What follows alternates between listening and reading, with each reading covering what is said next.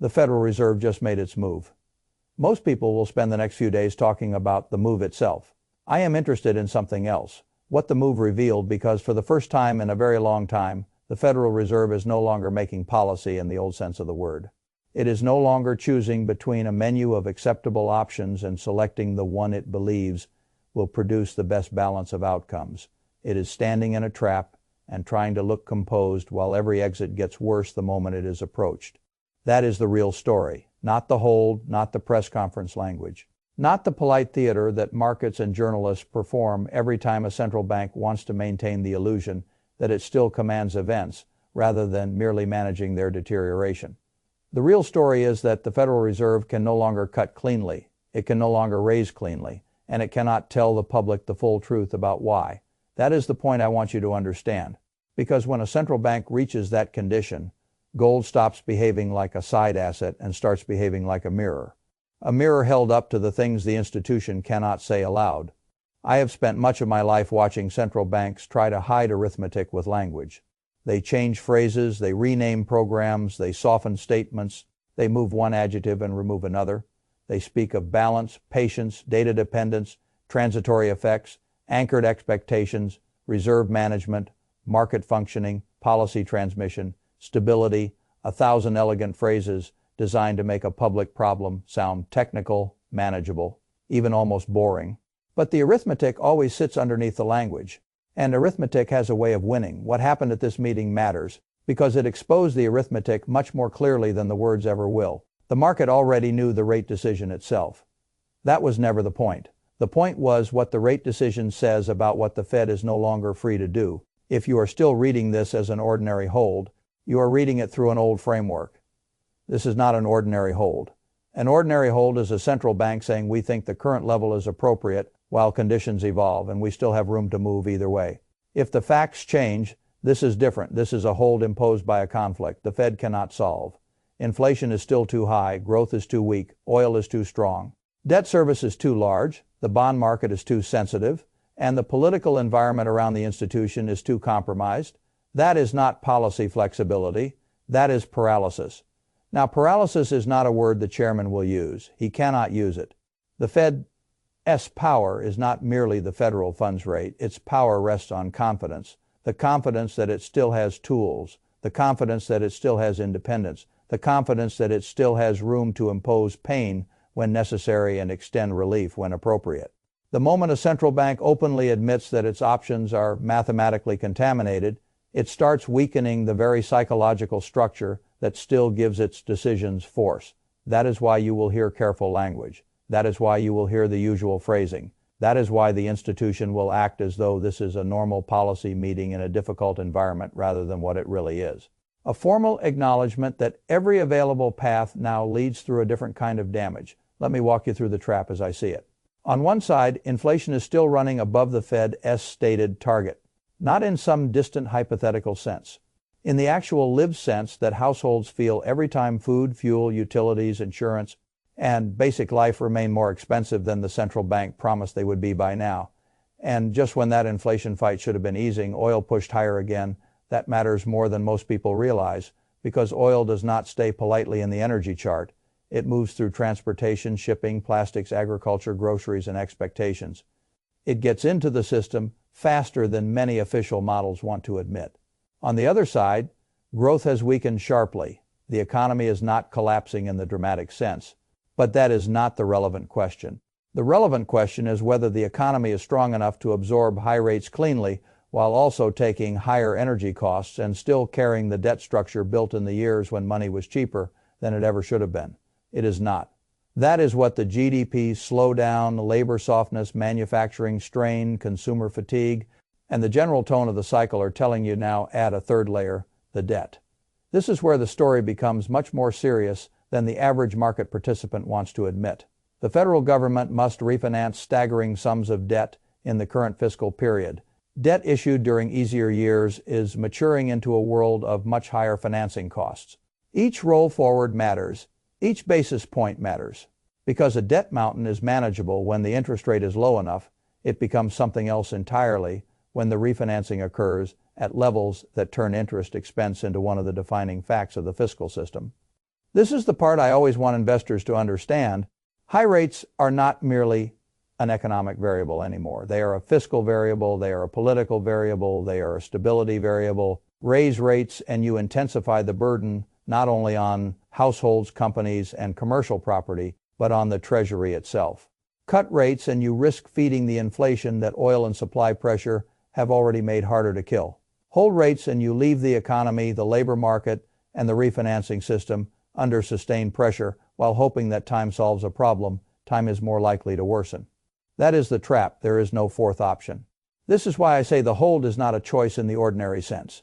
It is an admission that every alternative has become uglier than the present discomfort. Now let us look at the most revealing number in this entire situation, because it is not the rate.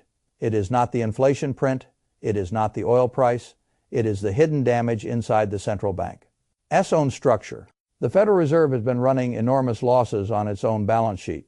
The public hears phrases like deferred asset and reserve management and imagines these are technical details only specialists need to care about. That is exactly how institutions prefer it. When the language becomes sufficiently technical, the public often mistakes opacity for harmlessness. I do not. A central bank paying commercial banks more on reserves than it earns on the assets it accumulated under previous emergency conditions is not a footnote. It is a statement about how the old policy regime still haunts the new one. The Fed loaded its balance sheet in one world and is now trapped, carrying those choices in another. The result is an institution that, if judged like an ordinary private entity, would look deeply impaired. That matters not because the Fed is going to close its doors like an over-leveraged bank. That is childish analysis.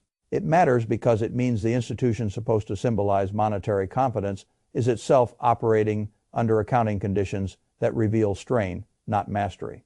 Then look at what it has quietly been doing when a central bank creates liquidity to absorb government debt, but refuses to call it what earlier generations would have plainly called it. That is not semantics, that is signal. I have watched this game long enough to know that when the name changes but the behavior continues, the institution is trying to avoid the reaction the old name would trigger. It wants the effect without the alarm. Reserve management, balance sheet smoothing, market functioning, liquidity provision. Every era develops its own polite euphemisms for the same basic truth. The system still needs money creation, but it would prefer the public not think of it as money creation. Gold understands these renamings much faster than most people do, because gold does not listen to the sentence. It listens to the behavior. That is why I believe we have moved into what I think of as phase 2 of the gold bull market. This matters enormously, so I want to slow it down. Phase 1 is the quiet phase, the institutional phase. This is when central banks, sovereign funds, and the most alert pools of capital reduce exposure to paper, promises methodically, without fanfare, because they understand the long-run direction of the system before the public does. They buy gold not because they expect applause. They buy because they understand that debt-heavy fiat systems eventually reveal themselves through behavior, long before they confess themselves through language. That is the phase we have already lived through. Years of central bank gold buying well above old norms, years of reserve diversification, years of quiet accumulation while most people still treated gold as an eccentric side topic rather than a strategic signal. Phase 1 is where the informed money acts before the reason is obvious. Phase 2 is different. Phase 2 begins when the broader market realizes why the informed money was buying, not vaguely. Specifically, it is the phase where the market concludes the central bank can no longer manage the system without eventually choosing some form of debasement, suppression, or visible loss of credibility. That is where the move changes character. Phase 1 is methodical, Phase 2 is violent. Phase 1 rewards the patient institutional buyer. Phase 2 begins rewarding everyone who is already positioned and punishing everyone who waited for clarity. This is why I care so much about identifying the transition, because the returns in a major gold cycle are not evenly distributed across time. The dramatic part is concentrated, and the people who capture it are usually not the people who understand gold best in the abstract. They are the people who recognize the policy paralysis before it became consensus. That is where I think we are now. Let me tell you why. The first trigger is the refinancing trap, the scale of debt that must be rolled at today. S rates is extraordinary. This is not merely a government budgeting problem. It is a structural boundary on monetary policy. Every hike compounds pressure. Every hold preserves pressure. Every cut implies a willingness to live with more inflation or more currency weakness later. Once the refinancing wall is large enough, rates stop being only a tool against inflation. They become a direct stress test of the sovereign itself. That is why this matters so much for gold. Gold does not need the government to default.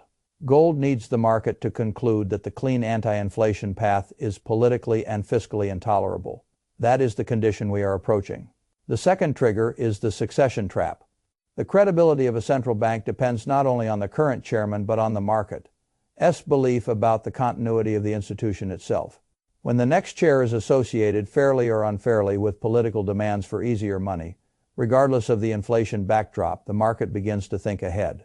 It asks whether future policy will remain anchored to discipline or drift toward accommodation under pressure. That question alone is enough to change behavior, because if the next chair cuts, the market reads the institution as politically compromised. If the next chair does not cut, the market reads the stagflation trap as real and severe. Both outcomes are bullish for gold, though for different reasons. One says the inflation anchor is politically broken. The other says the economy is trapped with no relief valve. Either way, the paper system looks weaker, not stronger. That is what Phase 2 pricing begins to understand. The third trigger is the private credit and private equity overhang. Every era hides its leverage in a different room. In 2008, it was housing and structured credit in the banking system. Today, a great deal of fragility sits in private markets, where valuation marks are less public, liquidity is thinner, exits have been delayed, and financial engineering has been allowed to substitute for honest price discovery much longer than many people appreciate. This matters because when the credit cycle truly turns, hidden weakness does not stay hidden. It migrates. It migrates into bank exposure. It migrates into funding stress. It migrates into refinancing difficulty. It migrates into the public story all at once after spending years incubating in private. And when that migration begins, the only institution big enough to stabilize the system is once again the Federal Reserve. With what tool, that is the question. If the balance sheet is already compromised, if rates are trapped, if inflation remains too high, if debt service is already enormous, then every rescue becomes dirtier than the last one. That is the kind of environment where gold does not merely rise because people feel uneasy. It rises because the market begins repricing the entire hierarchy of trust. Now let us talk about silver, because Phase 2 is rarely a gold-only event in the way many people imagine gold leads, because gold is the cleaner reserve asset, the cleaner monetary hedge, the cleaner signal of distrust in paper discipline. But once the move broadens and the market starts chasing the monetary thesis with more emotional urgency, silver often begins outperforming because it combines monetary exposure with a thinner market and a more violent response to capital flows. This is one reason I watch the gold-silver ratio closely. When silver is lagging late in Phase 1 and the ratio remains stretched, it often signals latent energy in the next phase. When the move broadens, silver can catch up much faster than gold, which makes it emotionally seductive and operationally dangerous in equal measure. People who do not understand that get hurt because silver is not gold with a smaller price tag. Silver is a different animal. It can reward beautifully and terrify in the same week, but the broader point remains a major phase. Two move in gold tends to pull silver into the story, and the investors who understand the framework see this before the public decide silver is exciting again. Then there are the miners. I am always amused by how late retail money usually is to mining equities. The leverage in the business model is not mysterious. It is arithmetic. If the underlying metal rises and a miner's costs do not rise at the same pace, the margin expansion can be much larger than the move in gold itself. That is why quality miners can respond so powerfully in a true Phase 2 environment, and yet they often remain underowned until the move is already obvious. That is because retail investors want certainty before they want leverage. The institutions that understand the cycle want leverage before certainty becomes expensive. That is the difference. Now let us look at the bond market, because this is where the most important confirmation sits. In a normal risk event, longer duration treasuries receive a cleaner safe haven bid, yields fall. That is the old script. But when yields refuse to behave cleanly during a crisis, or when they remain elevated because the market is looking through the immediate fear to the refinancing problem underneath it, you learn something very important. You learn that the bond market is no longer treating the sovereign as a simple, safe asset.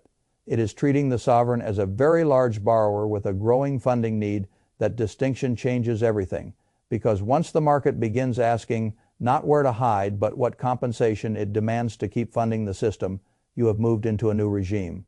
That is part of why I think the Fed's meeting matters so much. The question was never whether the rate would move. The question was whether the broader market would begin pricing the institution as constrained enough that its future behavior is already predictable in the most dangerous sense. And I think the answer is yes. Gold is holding up in a way that says informed capital sees the trap.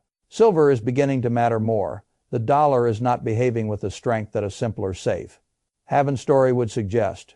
Treasury yields are not offering the comforting message people want them to offer. And the gap between what institutions are doing and what retail fully understands remains wide enough that the Phase 2 window is still open.